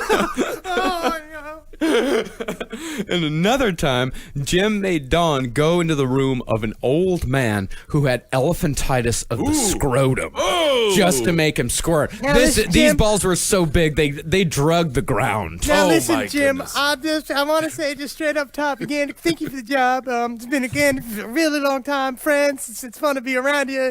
You really know how to yuck it up. You dress nice, but I'm not really comfortable in front of an old man with regular balls. I don't really want to be in front of a man with big, grotesque, deformed balls. Is that just me? Maybe I'm being difficult. Maybe I'm being judgmental. Yeah. You see that light switch? Yeah. Turn it off. Oh, anything could happen to me now. As soon as it's dark. Elephantitis. Oh my God. There's that. Is you ever that BBC show? I think it's just called Strange Bodies. Yeah. It is. I saw an elephantitis of the balls. And Oh, yeah. My God, that looks painful. It looks extremely painful. Yes. Wow. But even though Jim spent a lot of time fucking with his friend, he was fantastic with old people. Jones was excellent at bedside manner and could make even the most difficult patient smile. Aww. Years later, he would use these skills to attract elderly people to his congregation, as elderly people actually made up a large part of people's temple. See, Jim Jones took every single experience in his life, paid particular attention to his strengths, and used every single one of them. He was constantly learning what worked and what didn't. Almost like a sociopath, which is the reason why they talk about CEOs of companies showing like signs of psychopathy and psychopathology, is because you have to be able to so good at commercial. So you can't be wrapped up in emotions and shit in order to do stuff like this all the time. He was so capable that it's scary. Yeah, absolutely. I mean, this guy, he turned out to be evil. He absolutely did. And that's one of the tragedies of Jim Jones, is like using these skills, he could have very easily been a great man. Yeah, it seems like he's doing some good service at this point. He really is. So it's while working at the hospital that Jim met his first and only wife. And although she would be far from his last lover, he would be her first and last, as far as we know. That's all she needed. Marceline Baldwin came from a stable Christian family that was often involved in local politics and civic matters, which Marceline would use to great advantage later on. Okay. Now, she did have a bit of a wild streak in her, but again, in Indiana, all that meant was she once, as Gwen writes, shocked her family by saying she was going to vote a straight Democratic ticket. Oh, my heart. Oh, my heart. She also seemed to not show much interest in boys. That is, until she met Jim Jones. He's a man. See, Marceline was a nursing student, and one night she was tasked with preparing the body of a woman for the undertaker. And which orderly should help her but Jim Jones? So perhaps somewhat prophetically, Jim and Marceline Jones, who would together lead 909 people to their death, met over a corpse. Wow. Yeah, and he just made it fun. He did. Because he'd go up to the fun. corpse and he'd be like, oh, look, it's like she's alive. And then he'd pick her up and dance her around. He's like, oh, this is like that Tom Petty song. Yeah. Oh, look, look, look, look. And And then she's like, Jim, you are the living end. And then am I partnered with Kevin Hart? Because you just made this fun. And then the Undertaker came in and pile-drived her and tombstoned her. See, but Marceline, she's an extremely complicated woman as well, as we'll see. Unlike Jones, Marceline did not want all this to end in death. And in fact, she tried to stop him in the end. She believed in the message. And she believed in Jim Jones. What impressed her most that first night was how kind and gentle Jim was with the family of the dead girl. And I think when Marceline saw how Jim acted that night, left such an impression on her that she figured anybody who had that sort of compassion had to be good. It's almost like Jim Jones instinctively knew that about everybody, and he knew that people would therefore believe anything that he said as long as he did some of the most very intense and personal care at the hospital. Yeah. And he would learn that later on too. It's being like, well, so by leading by example, he can then also get everybody to trust and do whatever the fuck it is that he wanted. Today's episode of Last Podcast on the Left is still brought to you by Waco. Waco is a 6-part television event that tells the story. But you listen to the show, you know what happened at Waco. Or do you? Waco has a star-studded ensemble cast featuring Academy Award nominee Michael Shannon, Golden Globe nominee John Leguizamo, and Friday Night Lights alum Taylor Kitsch as David Koresh. Waco explores both sides of the complex standoff and the events that ultimately led to the tragic and controversial end of the Branch Davidians. It examines themes of religious freedom, Second Amendment rights, militarization of police, and government infringing upon individual liberties, issues that are still at the heart of society today. Delve deeper into the untold story of Waco on the 25th anniversary of the now infamous siege. Waco premieres Wednesday, January 24th at 10 on the Paramount Network. So because of that moment, Marceline essentially became the first follower of Jim Jones. And despite his many glaring flaws, Marceline always followed him, even when she didn't agree, because she believed in the message. Now, is it like Fight Club where you had the big booby Bob? Did the guy with elephantitis for balls? Did he go, or elephantitis balls? Did he follow second? He died. He did. Yeah, he died. He died. God. But I'd also, he's gonna be like, Marceline, I can't help but see you're dating old Jim there. You know, I'm gonna say, there's a lot to be said with the man who's got basketballs for testicles. Because you know what they say? What? By the size of a man's testicles, if he got big testicles, he's gonna need bigger pants. I'm looking for an in here, Marceline. Please date me. Just date me. Shit's gonna go bad. I know it's gonna go bad. So Jim manipulated Marceline just like everyone else, and she was extra susceptible because she had no experience with men at all. He told stories and lies to build himself up into something great, just like his mother did. Jim told Marceline that he quit the high school basketball team because the coach was racist, even though Jones was never a part of the basketball team. And he also said that he walked out of a barber shop with half his hair cut for the exact same reason. All right, is a hero. Well, no, that's what he did. Again, it's when your relationship's formed on a lie, and then this shit wouldn't come out until years into their relationship. Yeah. That she started seeing that all of those stories were horseshit. Yeah. Ah, yes. Marceline's family, however, was not as impressed with Jim Jones as Marceline was. He'd get into screaming arguments with her family at the slightest provocation. He had the mouth of a sailor, and he just generally gave off a weird vibe. Like almost everyone in Marceline's life, from her family to her friends, looked at Jim and said, "Why him?" Listen to your family when it comes to your partner, and I really do believe believe this wholeheartedly. If everybody around you is saying this person's a problem, because last podcast left, we've always been on the idea that serial killers and these people are never the quiet ones. You never not see it coming. Right. You always see it coming. It's always they're always weird. Yeah. If they're gonna do fucked up shit, they've been fucked up forever. They just got finally the weird green light to do the fucked up shit. So it wasn't healthy arguing, though. It wasn't like a healthy debate. No, absolutely not. He would get angry. Yeah, it was just, I mean, he'd just fly off the handle at the slightest provocation.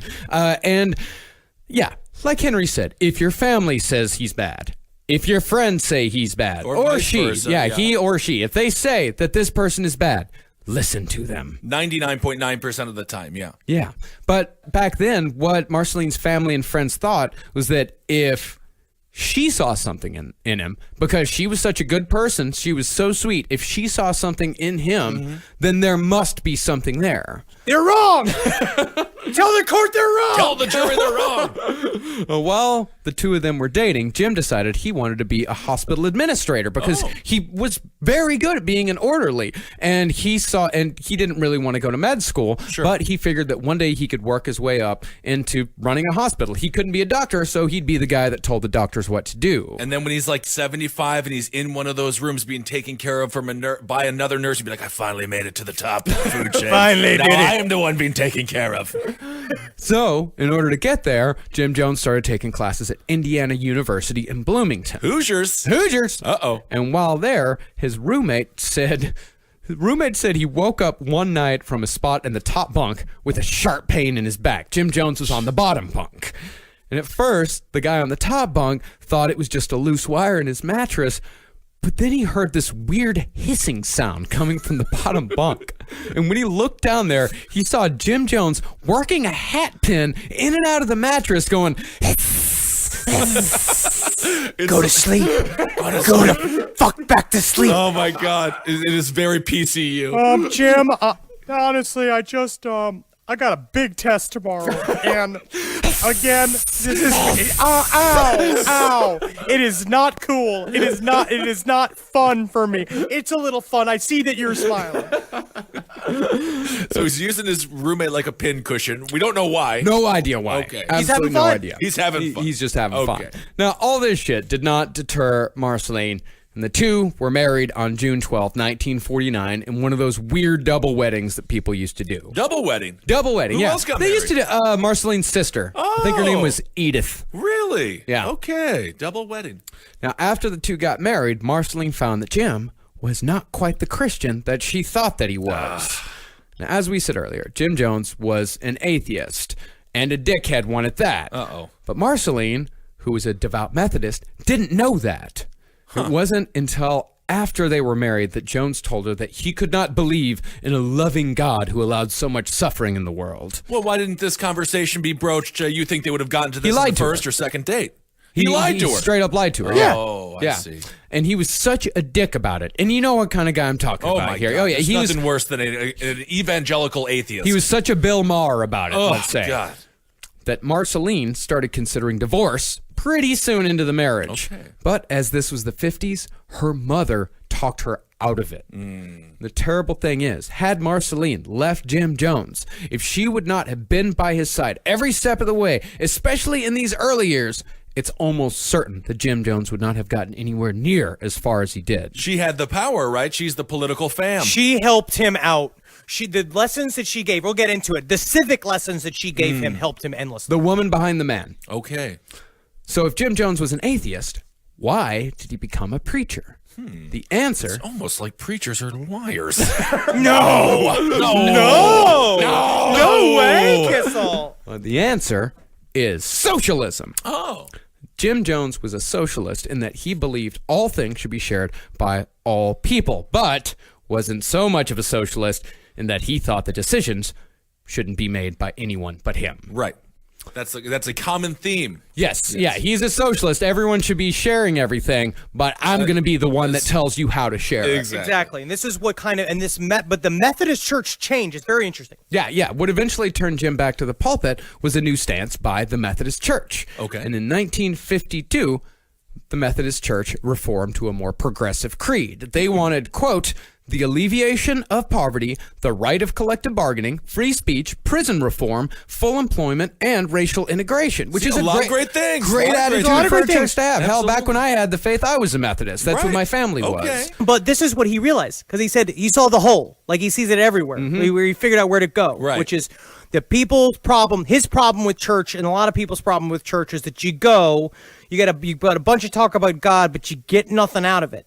You don't actually receive any pragmatic, anything from church. Yeah. So he realized, being like, we got to create a place that we call a church. That really what it is a place where you come to me with problems and we figure out together how to fix the problem. What if we call it like the Young Men's Club of America? The YMCA.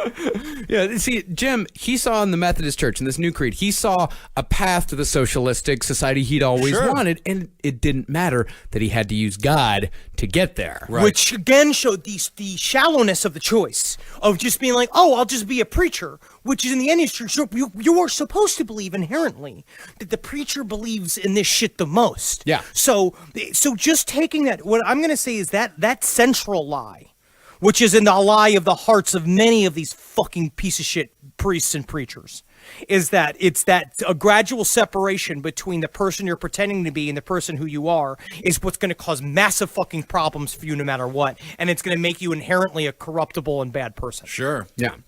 So in trying to find his voice as a preacher, Jim started visiting black churches, and he liked what he saw. He loved the energy, the singing, the fact that there was no time limit, the welcoming atmosphere, everything about it. It's what he had always wanted in a church. And again, he saw something he could take advantage of. But the time wasn't quite right just yet. He still had more to learn. And where should he learn it but the revival circuit? All right. Now, even though they don't really exist in America in the form or size that they once did, revivals were an important part of American Christianity for decades. Oh, yes. Yeah, this is where the whole, evangelical megachurches come from. This is where they push you over. And they're like, the Spirit did it, but I know I had to do that. Yeah. I had to fall over, and then he pushed me over. God, that must have been so hard, where he pushed you once and you, 300 pounds, just staring at him and be like, why you push me? What? And he's like, fall over. Yeah. Fall over, Benjamin. You just got to pretend. It's like wrestling. It's like wrestling, Ben. I did. That's exactly how I thought of it, and then my parents were very pleased. But back in the day, revivals usually consisted of traveling preachers either setting up outdoor tents or renting out large halls to preach the Lord, and they tended to be a hell of a lot more exciting than your regular Sunday services. This was entertainment, but also entertainment in the name of the Lord. Right. And one of the main features of a revival was faith healing.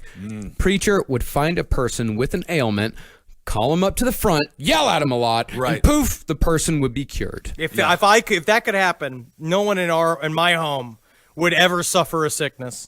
If we could just yell it out. It would be terrible for the pharmaceutical and hospital industries. Yeah, and Jones picked up on all this right away. Now, of course, these healings aren't real. Sometimes a person might be quote-unquote cured, but in all cases, it's psychosomatic, and most often it's temporary. You get an adrenaline rush because you're on stage, Yeah, you're you're on meeting your stage. idol, and a lot of times they get more hurt because you're not supposed to be friggin' walking. Of course not. And jumping up and down. Good Lord. And when it's a big healing, like a person standing up from a wheelchair and zooming around the room, that person's a plant. Oh, yes. Yeah, that's all. That's all nonsense. Yeah. But in the beginning of Jim's career, he had no accomplices, so he had to find another way. Yes, dude. And he realized this shit early on. He did it like a leap of faith. Yeah. The Steve Martin movie. Yeah. He would use his talent of memorization. Before the revival, Jim would mill around in the crowd. He'd listen for names and complaints, and when he heard someone talking about their ailment, he'd pay close attention. And then, when he went on stage, he'd wait until just the right moment, then call out the person's name along with whatever it was that was bothering him, and he wouldn't be able to, quote-unquote, heal at first, but pretty soon, wherever he went, he left behind stories of the amazing mind-reading preacher. And all of this shit, when he was when he was listening to people and was calling them out into the audience or from the audience with their elements and all that, this is a skill he eventually perfected. Now, this is him doing the same trick in one of his sermons about a decade later. All right. Sister Ingram, you're concerned about the losing of your sight. You've told me nothing about your condition. Is that correct? No, I haven't. You're not able to see me clearly. Things just blur to you. You have to stumble around lately through crowds and are not able to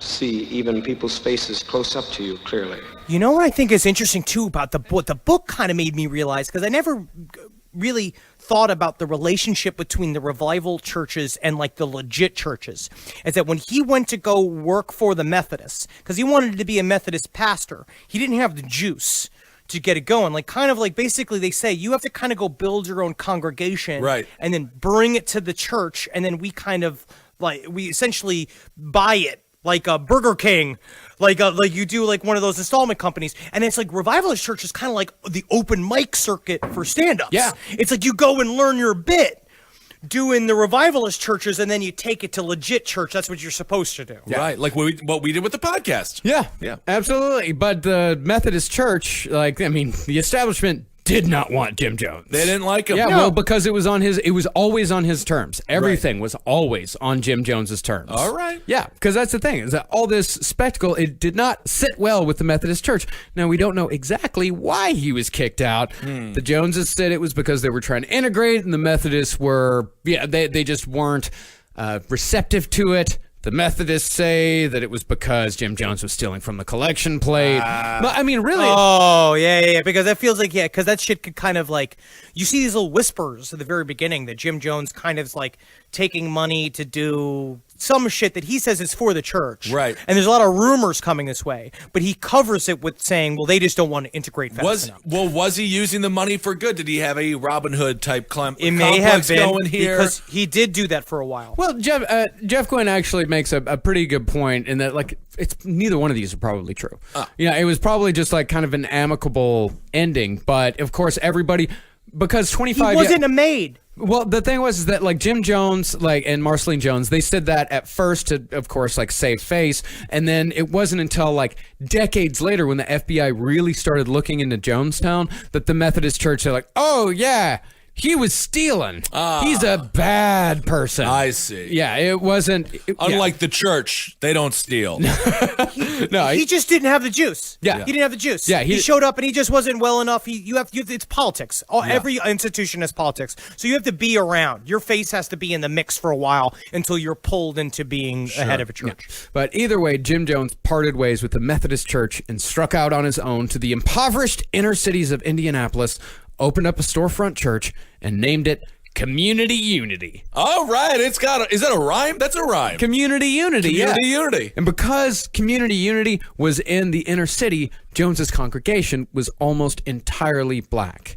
Now, Indianapolis in the 50s was not a violent place, racially speaking, but it definitely wasn't progressive either. Separate but equal was the law of the land in Indianapolis, and while white people didn't actively harass black people like they did in, say, Alabama, they didn't particularly want them around, nor did they give a shit about their well-being either.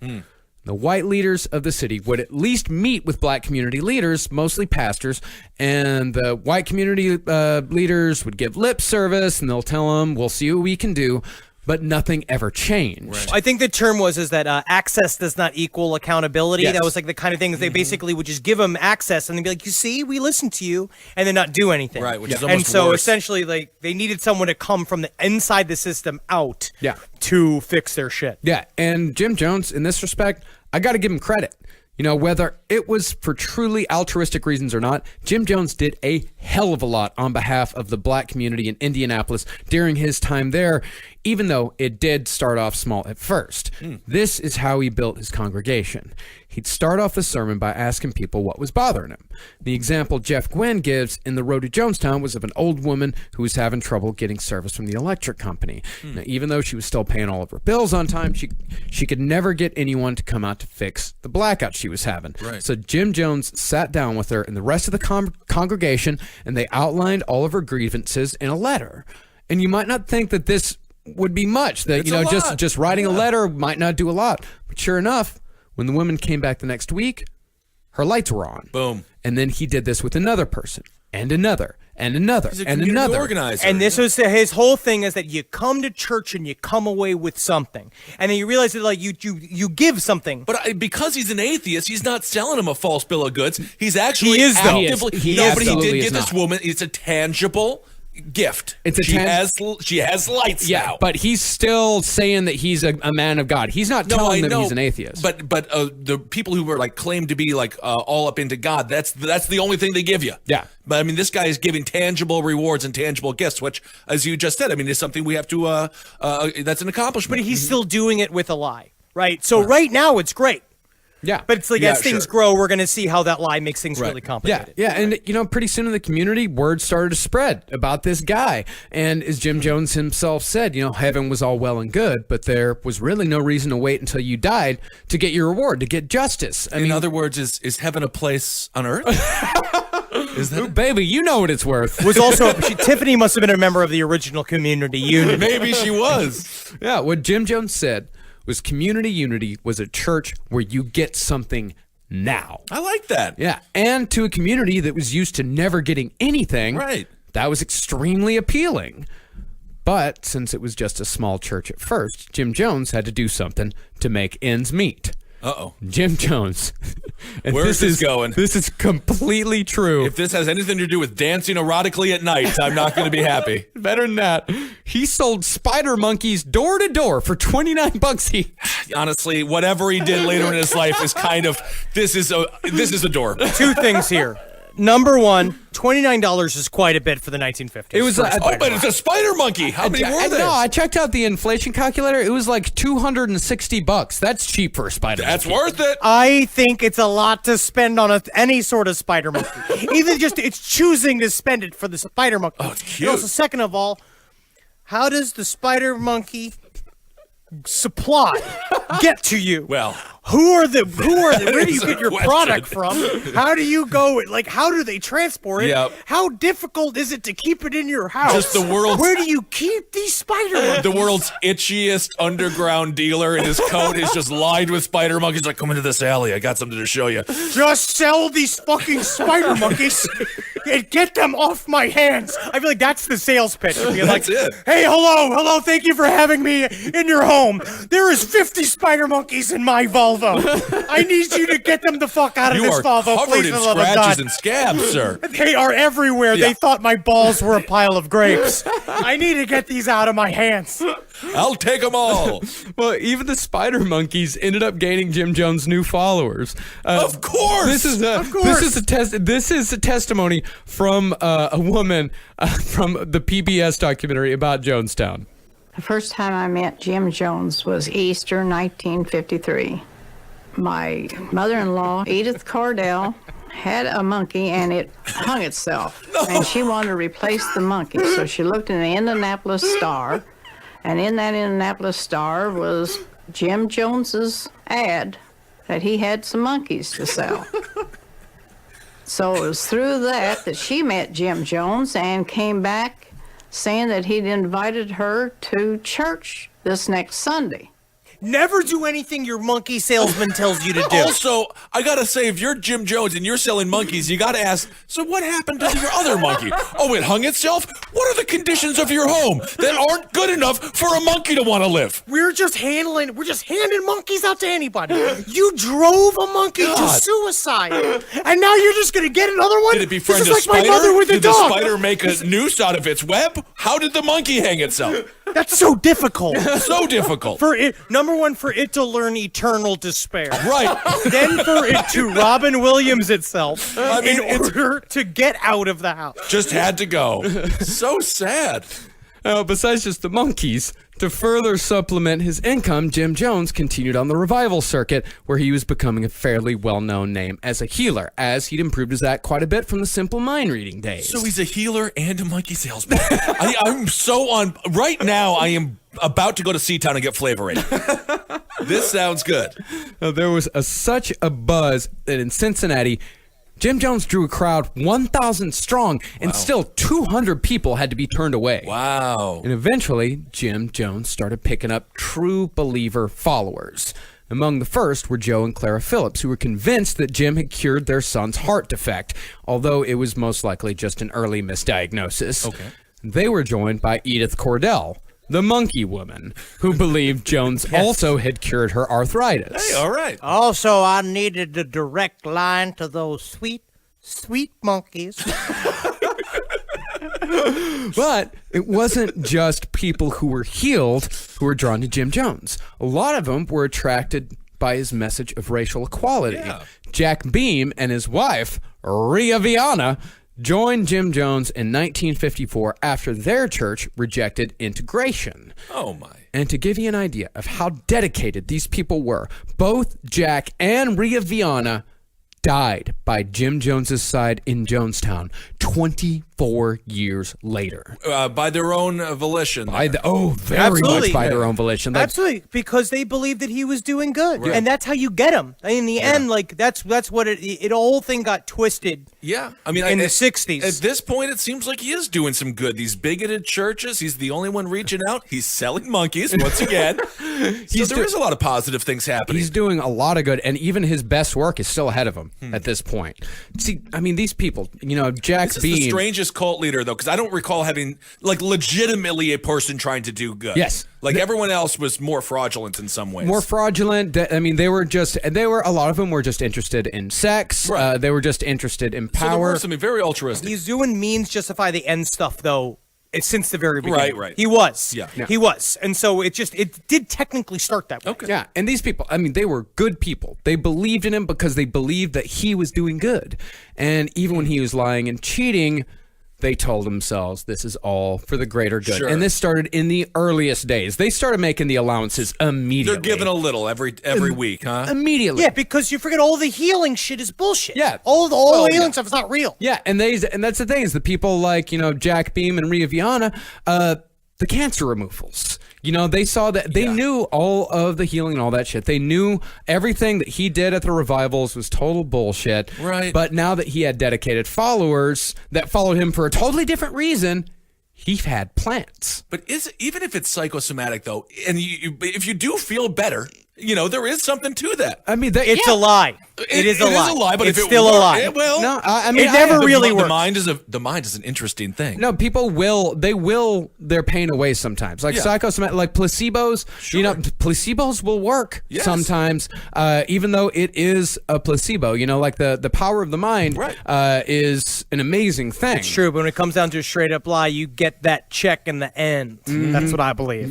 You're just kicking the can, dude. Kick the can. So Jim had plans, but the thing is about plants is you just can't give a hobo $20 and hope he can act. No, you need a performer. Yeah, and not just that, but in order for people to actually believe it, you can't have someone that just shows up, gets healed, and leaves. Right. You have to have someone that the congregation knows and that the congregation trusts. This is tough to do. Yeah. Now, first, Jim would take 2 people into his confidence and let him know the plan ahead of time. But he never asked the godly folk. It was always those that thought the God stuff was just a means to an end who were in on the plan. Well, sometimes in order to entice people into a restaurant, you got to have fake food on the outside. And the food inside is very real. I want real food. I want to see the real food. I don't go to restaurants that have fake food on the outside. But the outside is That's fake. Olive But Garden. That's what brings you in. No, you're talking. Goddamn Applebee's. Olive Garden sounds good. Olive Garden's great. Yeah, unlimited breadsticks. It's fine. Unlimited soup. Although, how many breadsticks and soup can you have? A lot. And they do cut you off, by the way. I learned that. Carrabba's is technically the higher quality chain, and then if you want to really go for to break the bank, Maggiano's. Ooh, Maggiano. So during the sermon, after Jim had already gone over this plan with two people, he'd call out one of their names, say, "You got cancer," and have the second plant escort them to the bathroom. Jones would then tell them to essentially take a dump. Okay. And he would work his magic from on stage. So I would not be able to help actually taking a shit. And after a plausible amount of time, the duo would come back with a bloody, smelly mass wrapped up in a napkin, and were told that the congregant had passed the cancer. That's not how it works. You don't crap cancer. Well, if Jim Jones is in charge of your congregation, you do.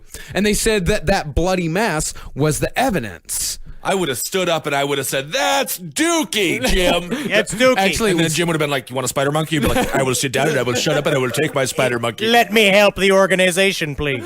Well, what the mess was, it was chicken guts. Oh. Yeah, and they'd allowed the chicken guts to just rot a little, so it smelled terrible. But the way they took care of people not looking at it too close was saying that the past cancer was highly infectious and nobody should get close to it. And as far as the person who was carrying it around went, it was taking Jim Jones, taking every bit of his power to make sure that person was not infected. But nobody else. I cannot protect all of you. I can only protect my man Jack. Oh, I like this guy. You could have taken one of my dumps from this morning. I had a bunch of foie gras last night. And I tell you what, it's nice going in, but going out, it is what it is. It's not even nice going in. Yeah, it is. So nice. It's meat butter. So the combination of working these supposed miracles on the road while actually helping people out with their problems back in Indianapolis meant that Jim's congregation was rapidly growing. Naturally. And eventually, he needed a bigger space.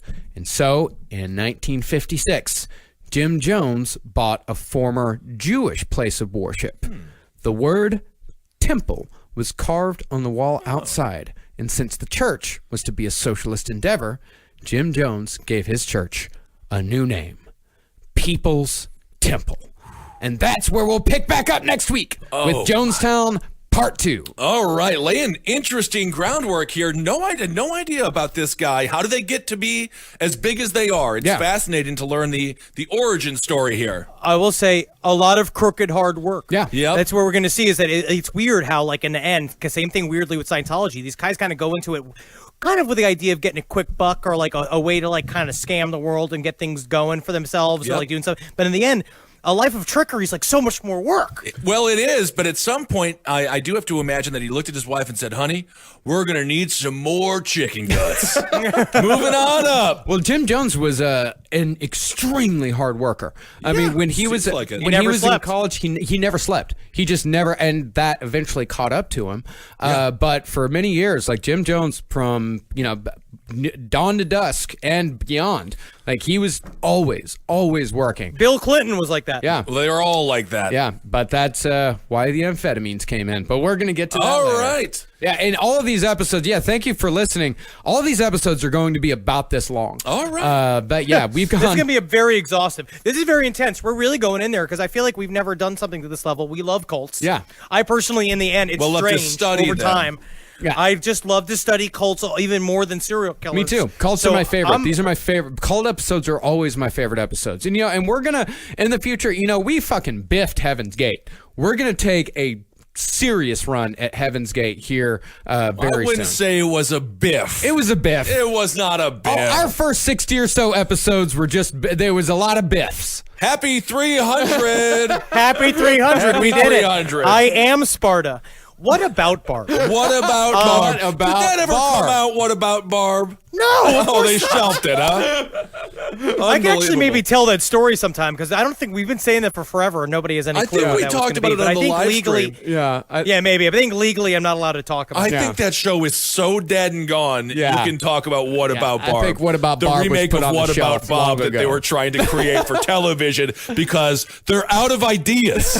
Yes, idiots. Yes, they are. They are out of God. ideas. They are definitely out What of ideas. about Barb? What about Barb?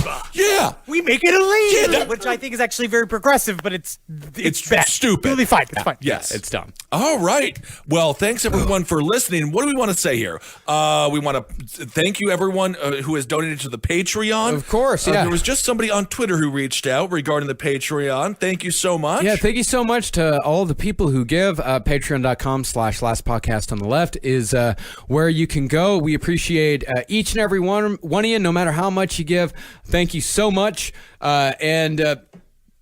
We're going to keep going, man. We got a lot going on this year. We got a lot coming up in 2018. We have a lot of shit coming up. Absolutely. It was Philip Berth, I believe is his name. Thank you, Phil, for reaching out on Twitter. You can always find me on Twitter at Ben Kissel, and I'll respond to you there. I know some people say they want more shout-outs and stuff when we try to give it, but you can just find us, and I will respond to you. Yeah, you can always find us. Just reach Always out. find us. And Kissel loves to respond. He always responds. Yep, I try to. I respond to the funny ones. Yeah, I respond to the nice ones and the funny ones. No snarky comments because that don't fly on my Twitter.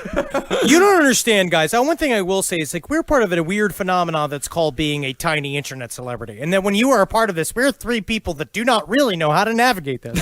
And we're doing our best. So follow us on Twitter at Henry Loves You, at Marcus Parks, at Ben Kissel. Follow us on Instagram at Dr. Fantasy, at Marcus Parks, at Ben Kissel, the number 1. Yes. And follow us for whatever the fuck it is that you get your breaking news on at LP on the left.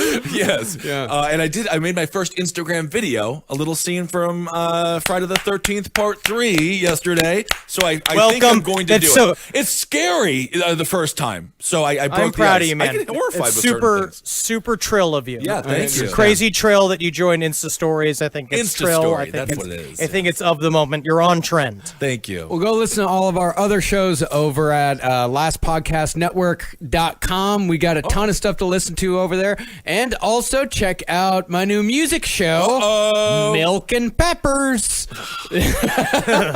I do it you can listen live every Tuesday at kpiss.fm. I do it out of KPISS FM out there in Bushwick. Check it out. It's 1 to 3 p.m. every single Tuesday. But if you can't make it, you can always go and listen to all the episodes at mixcloud.com/Marcus Parks. I'm going to be posting every single episode there every single week. There it is. We only got one so far, but you can go listen to that and all the other Lucky Bone shows that I've done. There's a lot of content out there, and thank you to everyone who has listened so far. Absolutely. And I want to thank everyone. I go on these television news networks and I get a lot of hate from a lot of people, but thank you all so much for the kind ones because you guys, and it's great because they defend me and they're very sweet and you really make everything worth it. And I'll keep on trying to stand up for you the best I can and let me know how I'm doing.